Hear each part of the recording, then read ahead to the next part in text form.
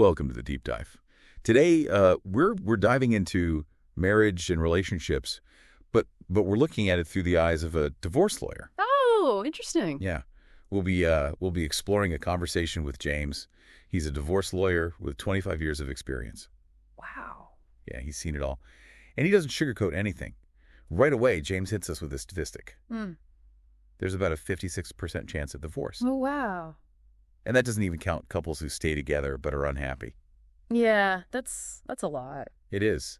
And then, what's even more intriguing is that 86% of people who divorce remarry within 5 years. It's like, are we all just Yeah, looking for that connection? Yeah, that happily ever after. Yeah, even though we know, Even though statistically it's not. It's not great. Not great odds. Right. But, the question James poses is, what problem is marriage designed to solve? That's a good question. Is it about love or companionship or financial security, kids? It's a question we rarely stop to think about. Yeah, we don't. We kind of just go on autopilot. Like, this is what you do. Yeah, and it's so ingrained in our culture. We just sort of... You date, you get engaged, you get married. Exactly. It's just the progression. Yeah. But James emphasizes that marriage is a contract. It is. And it's one of the most significant ones we'll ever enter into. Huge. And yet most couples don't really know their rights and obligations. That's true. I don't think we think about it that way, when we're in it. We don't. It's No. very romantic, and then suddenly you're signing this. It's a legal document. Yeah, exactly. And that's where prenups come in, right? Yeah, exactly. This is where James's expertise is so interesting. He says prenups aren't just for the wealthy. Yeah, they're not. He says they're a tool for any couple to have open and honest conversations about finances. Right. And expectations. Yeah. Especially these days with cryptocurrency, all these new things, right? Right. Oh, so much to consider. Yeah, it can get very complicated. So James actually compares a prenup to having life insurance. Oh, interesting. You hope you never need it, Right. but it's there if things go wrong. Yeah. Like a safety net. Exactly. I like that. Yeah, it's a really good analogy. He tells a story about a man who went through this really messy divorce. Oh. The ugliest, he says, he's ever seen. And then just 4 months later, this man remarries a much younger woman, Oh, wow. convinced that this time is different. Oh, the classic. I know. But it makes you wonder, are we all susceptible to that kind of wishful thinking? I think so, yeah. I think we want to believe in love, We do. I mean, love is this powerful force. It is. It makes us do crazy things. It does. But how do we balance that with the reality of marriage as a legal and financial contract? Yeah, that's the question. Right. And this leads to what James calls love as an economy. Love is an economy. Okay. Yeah, it sounds kind of strange. A little bit. But he's not saying love is just transactional. He's saying there's an exchange of value in any relationship, right? Yeah. It can be financial, emotional, intellectual, or all of those. Right. And in a good relationship, it's symbiotic, right? Mhm. Both people are contributing and benefiting. Both are getting something out of it. Exactly. So he uses this example. Imagine a wealthy man marrying a young, talented artist. Okay. Yeah. Right. He brings the financial stability. She brings the art, the Creativity. the passion. Yeah. Maybe even social status. Who knows? Yeah. But it raises questions, right? About power dynamics, age differences, wealth disparities. When does it become exploitative? Exactly. Yeah. He even shares a story about a prenup that had a weight loss clause. A what? Yeah. For every 10 pounds the wife gained, she'd lose $10,000 a month in alimony. Whoa. That's intense. Pretty crazy, right? Yeah. Is that even legal? I don't know. Wow. I mean, it makes you think about, where's the line Exactly. between, an incentive and control. Right. And this leads to another thing James has noticed. Fidelity clauses in prenups are becoming more common, Really? especially among younger generations. Huh. So, if you cheat, there are consequences. Yeah, there are penalties. Huh. But as James points out, defining cheating can be tricky. Yeah. What exactly? Physical infidelity is one thing, but emotional infidelity. Ooh, that's a whole other... It's a gray area. It is. And it can be just as damaging. Yeah, for sure. And he's also noticed people are more open to non-traditional relationships these days, like open marriages or polyamory. Right. More acceptance Yeah. of different ways to be together. But he says there's still this reluctance to be completely honest about expectations around monogamy. Yeah. So, even if you're open to other things, you still You still might not be fully communicating. Yeah. still want that core connection. Yeah. And that lack of communication, that's what he sees leading to a lot of divorces. Yeah, it makes sense if you're not being honest about what you want. You're setting yourself up for trouble. Exactly. Yeah. So, I mean, with this high chance of divorce and not always understanding what marriage is even for, Yeah. what are we really doing? Like, Yeah. what does this say about our hopes for love and commitment? It's a good question, one we should probably all be asking ourselves. I think so. Yeah, It seems like, not communicating well, that keeps coming up. it does. And this brings us to something else that James talks about. Sex and communication. Yeah, we don't often think of those two together. We don't, but he says they're really connected. He's not afraid to talk about, the elephant in the room. Yeah, sex. It's still kind of taboo. It is. But he says sex is often what makes a romantic relationship different from just being friends. It's a Yeah. way of communicating, right? Showing intimacy, desire, connection. I see.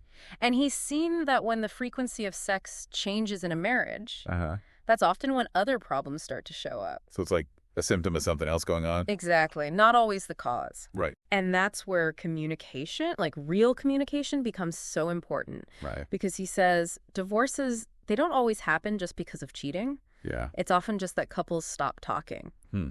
About their needs. Needs, desires, frustrations, everything. And you just bottle it all. And then resentment builds and you become more like roommates than, A loving couple. Yeah. So it's not just about those big conversations about money or infidelity. Right. It's about talking about everything, even the small stuff. Regularly. Yeah, like checking in with each other. Like just asking, how are you feeling? Exactly. It's what he calls preventative maintenance. Preventative maintenance for your relationship. Yeah, like, with a car.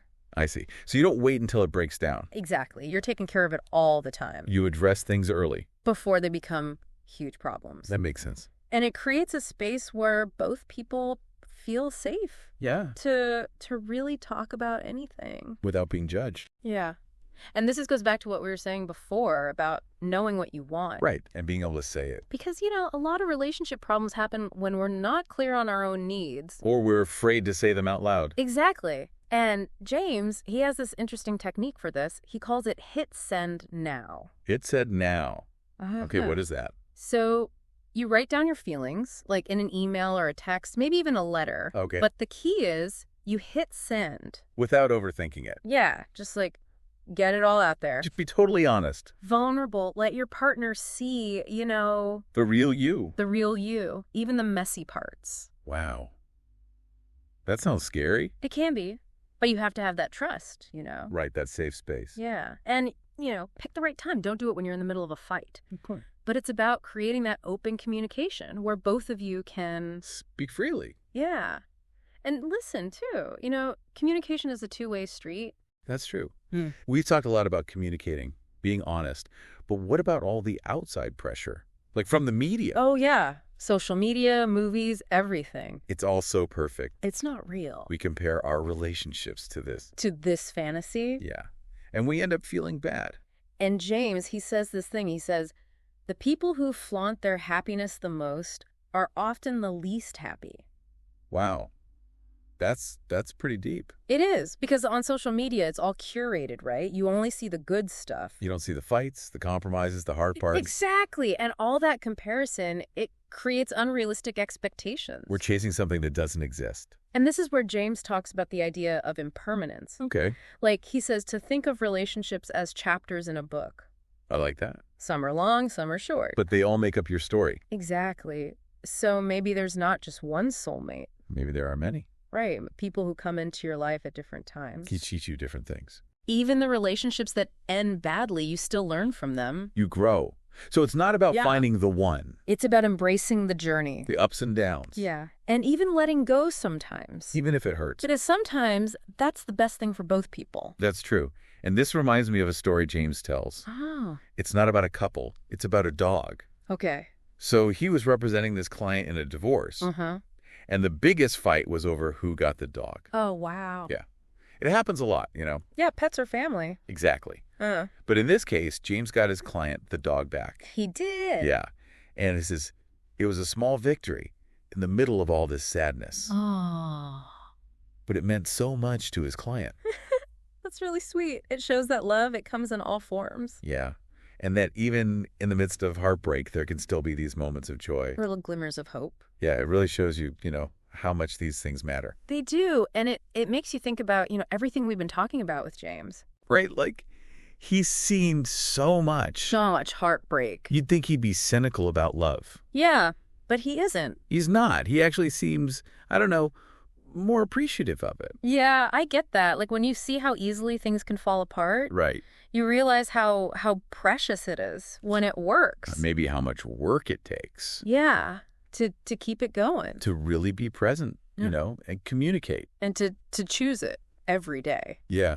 Yeah. I mean, I think that's what James is really trying to say. What do you mean? Like, if you're going to do this, if you're going to get married, go into it with your eyes open. Knowing what you want. Knowing what you want, being honest about everything. And appreciating the good times. Yeah, because you never know. You never know how long they'll last. Right. And I think, the big takeaway for me is that to love deeply, you have to be vulnerable. You do, and you have to accept that nothing stays the same. Everything changes. Yeah.